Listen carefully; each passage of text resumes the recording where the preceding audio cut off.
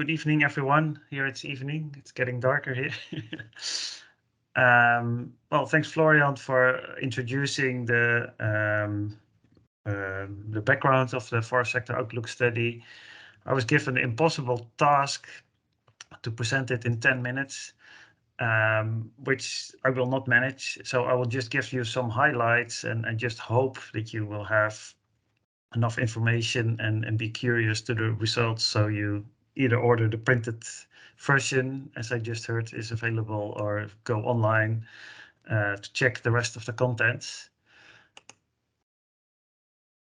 Like already said by Florian, with regular intervals, these sector outlook studies have been produced, usually every 5 to 10 years.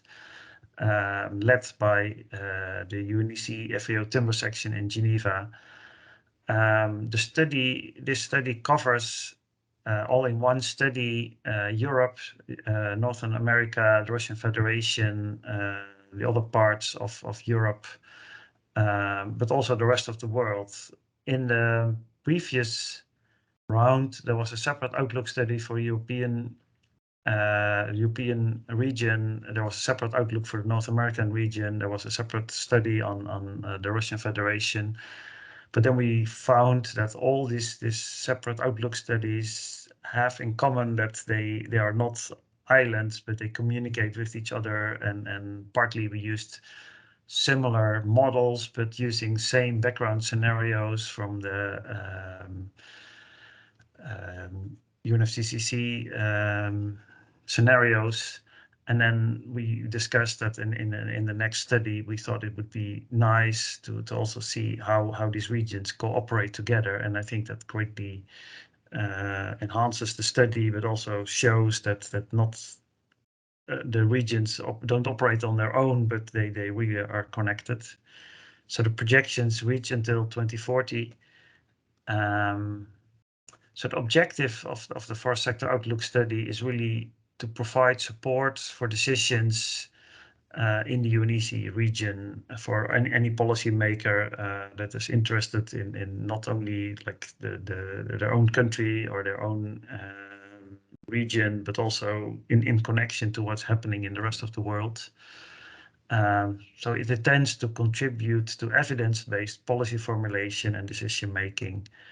And we can't stress this enough, it is not a forecast. So we just show how possible futures could look like given certain policy choices or certain things that happen in the market.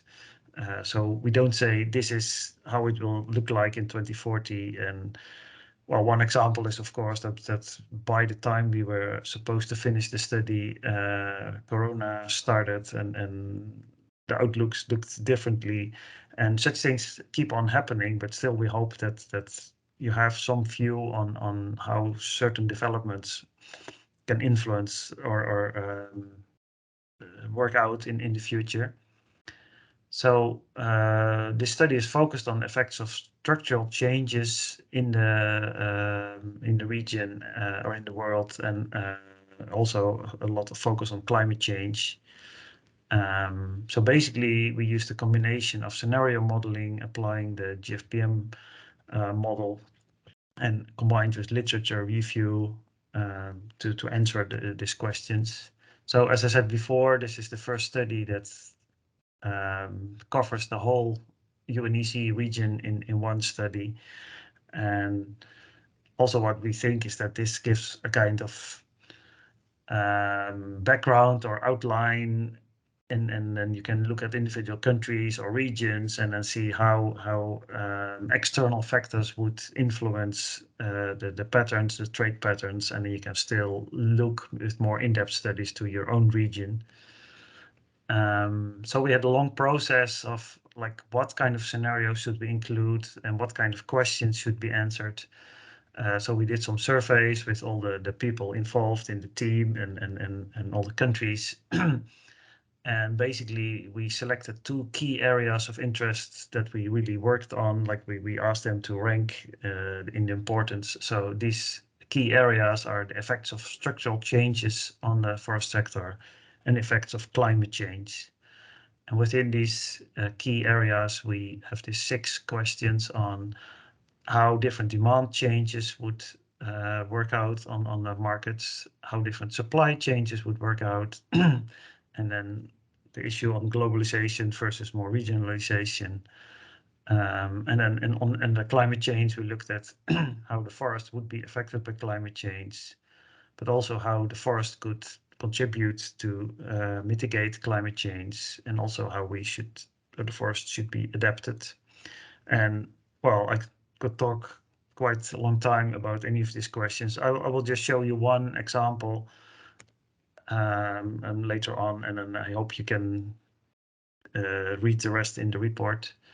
So about the modeling setup, as said before, we use the GFPM model, kindly operated by the US Forest Service. And in the end, we looked at all the questions, and then we came up with a limited set of scenarios that we modeled, but in such a way that they cover the 6 questions as good as possible. So sometimes you can use the same scenario to answer different questions. This to limit the number of scenarios to be presented. And wherever needed, we amended by a literature review. So the scenarios that are included in the study are like the traditional scenarios, looking at global population development and GDP development.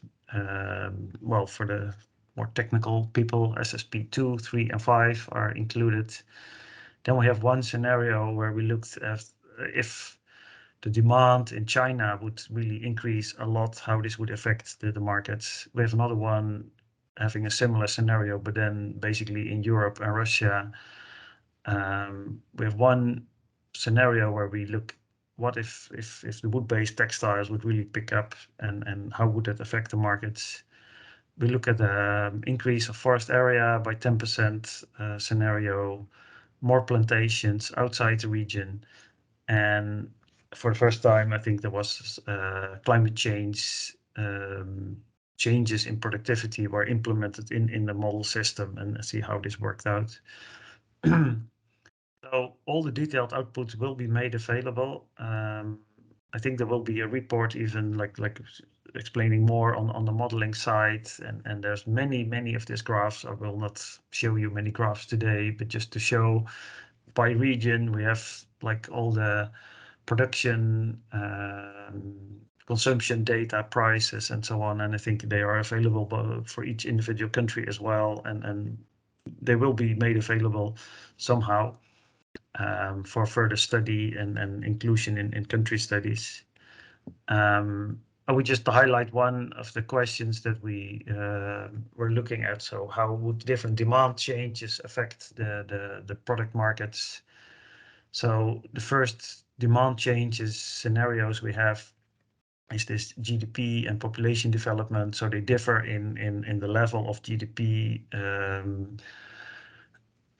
development over time. So it's basically a global development of demand, more or less demand, depending on the scenario. Then we have this increased wood-based construction. So then only China is really, so this is only modeled from the SSP2 scenario, and then we add a big increase in demand in China, and then we checked how this would affect the markets, and then we did similar thing in Europe and Russia, and also the textiles scenario. I will not show you all the graphs and so on, but what came out was that, of course, this increased demands translate into increased harvests, which again lowers the growing stock remaining in the forest. But still, we found that all these scenarios still overall globally, and I think even in all the regions, still the growing stock was increasing over time, but of course less than in the reference scenario. The prices rise, so there's more demand, so the prices go up, so that's not a surprise. We found that most of the scenarios, the increased productivity was mostly contained into the region where the increased demand was, and of course there was increased production in the neighbors as well, but usually a lot of the extra supply was provided from close by. And then we also looked at the carbon effects. And of course, you have less growing stock, you have less carbon in the forest. But this was more or less compensated by increase in the product stock and avoided emissions. And especially this latter one was important, but very difficult to quantify. So then there's one other section which I think is nice for you to know and to check. There's the food for thought section, and there's certain categories, and I just picked out this one, so you can really see that policy choices in one part of the world is really connected to the other parts of the world. So more forest area, it really leads to changed competition with other regions and so on. So of course we didn't model all the scenarios, but like for example, in the Netherlands, we are discussing like if we should stop wood harvesting because of biodiversity reasons. But then we just know, well, we will have the wood coming in from elsewhere, and you will have consequences outside of your borders as well. And I think this is really important to realize. And you should not just consider your own country and just assume things will happen and not have an effect outside. So there's some more food for thought sections that I just invite you to check in the report itself. And well, here you see a list of the food for thought sections that are taken up in the report. So basically, this was a very quick view on the report. And still, again, I would like to thank all the co-authors and especially the great efforts by the team in the US on all the modeling, which was really needed to finish this report. Thank you.